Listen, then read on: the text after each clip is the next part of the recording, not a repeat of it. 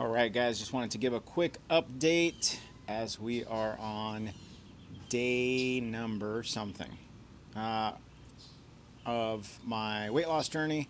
And right now I'm at 84 kilograms, roughly 84 kilograms. Now, when I went away for the weekend, I was just under 84.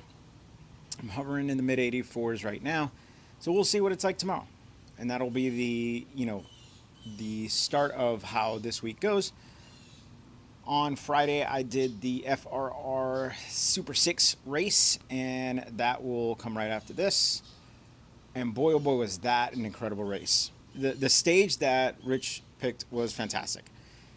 Using the Royal Pump Room 8, which is 400 and something meters of elevation gain, and a course where there are no real flat spots. And if there are, they're so small that it's of no consequence. Now, the way the Super 6 series works is each team fields 5 people, and one of those 5 people are considered a wild card, or can be a wild card rider as well.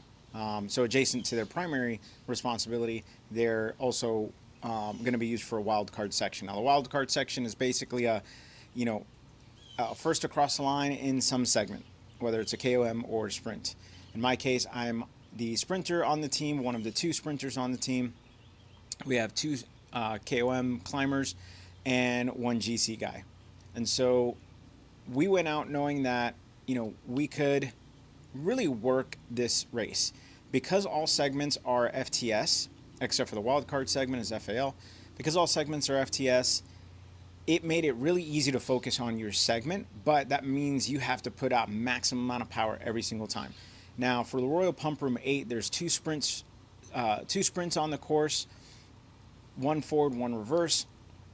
And again, because it's FTS, that means I'm going to go all out every single time. Now, the first sprint, I didn't do as well as I thought I would. And it really just came down to, I was talking to the team at the time, letting them know, hey, this is where the sprint's coming at. The HUD popped open, and I was like, hey, I think it's, where this line is at.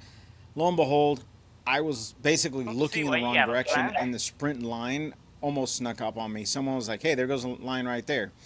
And so once they let me know, I saw, shifted, and just went as hard as I could. Ended up getting right around 5th across the line for that segment, which I wasn't too happy with because I knew I could do better. When I did the stage the day prior as a recon ride, I really looked at, okay, what the terrain was like.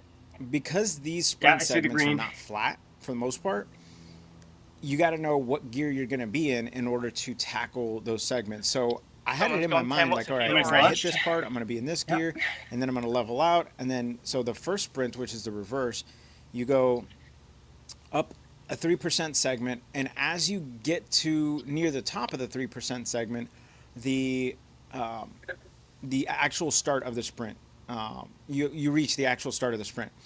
And then once you reach the actual start of the sprint, it levels out for a little bit, flattens out, and then you turn left, and then you go up a steep ramp, which is about, I think it averages between 5 and 6%. And then topping out at, I think, 7% towards the top line. And so I knew going into it what gear I wanted to be in, what gear I needed to hold on that flat segment, since it was just long enough to where you could lose a little bit of momentum, and then what gear I needed to be in on the steep rise.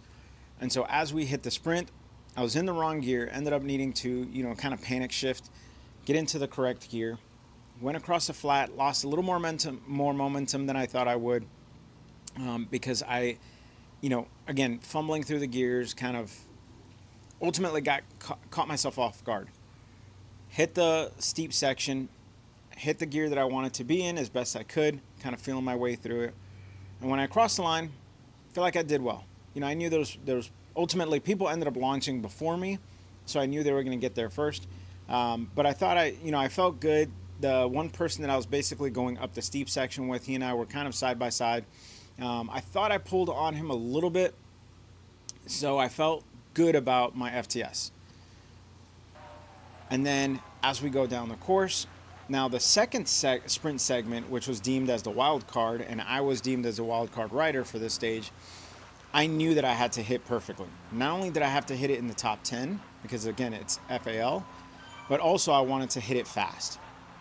And with that, that means there was 2 climbs that ultimately I needed to get over with that front group. The first one, which was the steep ramp up, it's kind of a long road. I did well, stayed with the group, no big deal. The second one, which was the KOM, that's where the issue came. Because in between there, my resistance on my trainer once again took out the legs from under me. And so I let my team know, hey, my resistance is stopped. I need to, basically power cycle my trainer. So I'm going to basically lose a minute. And I knew, right, as soon as I stopped, I knew I was going to lose about a minute. And so they were like, hey, do you want us to wait? I was like, no big deal. Don't wait. Keep going. Because I knew if they waited, we were all going to lose a minute's time. And that just wasn't going to be worth it for me. So I told them to move on. So once I got back on the bike, I knew that I needed to really focus on getting to that wildcard segment. My team, again, was about a minute up the road. They did awesome. They stayed up front with that front group, which is exactly where we needed to stay. And so I let them know, hey, I'm back on my bike and gonna go for it. So for this stage, I ended up choosing, so we get a bike by default, which is a Zwift aero bike. I chose to do the 4.5 Pro wheels because I knew with all the elevation changes, the 4.5 Pros were probably going to be my best bet in order to navigate, especially all the climbing. And so as we get going, as I get going, I end up hitting the KOM, catch up to a couple other riders, and once I get over the KOM, I felt good. I felt like I was in a good spot, speed-wise, or timing-wise, as well as position-wise. Granted, I didn't end up catching the top 10 like I hoped I would, because they were moving exactly how they needed to be. Some of those climbers on the KOM segments hit some incredible times, crossing the KOM in under 3 minutes, which that KOM is pretty steep and not easy. And so as I get over the KOM, I know that the sprint segment is basically on the backside of the KOM. So you go downhill, there's a slight riser, and then you hit the start line. Now, the caveat to that start line is it's essentially like a blind start line.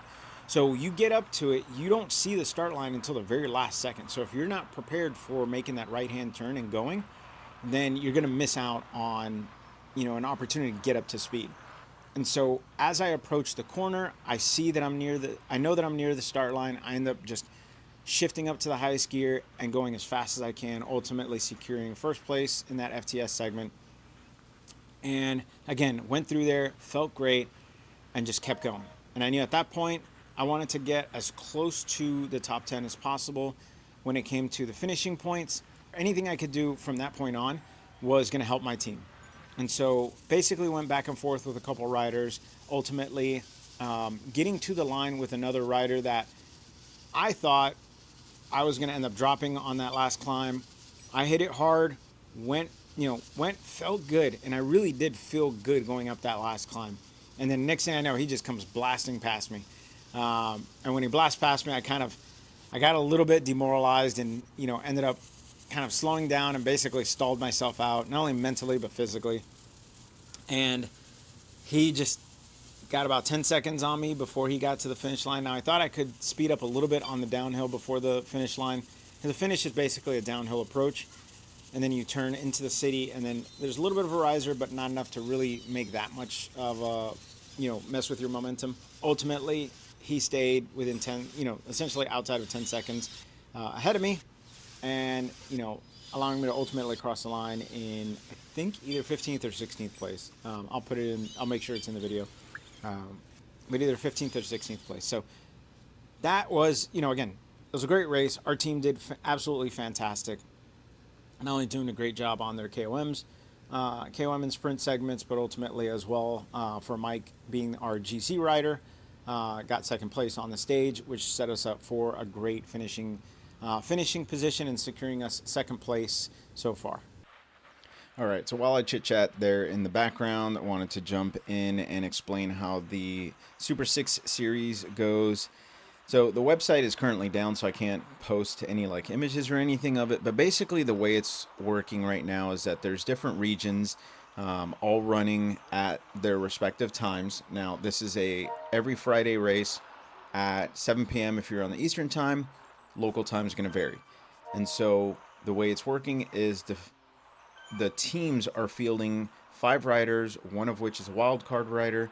That wild card rider will basically change from race to race depending on the wild card segment. And then from there, each race is going to basically accumulate points. Now, teams can be dynamic in the sense that they can have different riders for different stages, so there's no hard requirement of who has to stay. But ultimately, the goal is to earn points. You earn points through the FTS segments and the wildcard FAL segment. And then from there, your points are accumulated. Now, from what I recall, because again, the website's down, so I can't exactly post it right now, but from what I recall, the race is basically bracketed. So it's going to be almost like a winner takes all for, each round of the series. There's going to be multiple rounds over the course of the next handful of months. And so it's going to be kind of like a winner takes all, and then you move up into a different bracket. And so again, once the website comes up, maybe for next race's breakdown, I will have more clarity on that, but just wanted to at least throw this in there while I had the chance. So I really feel like this is going to showcase what a good cohesive team can do.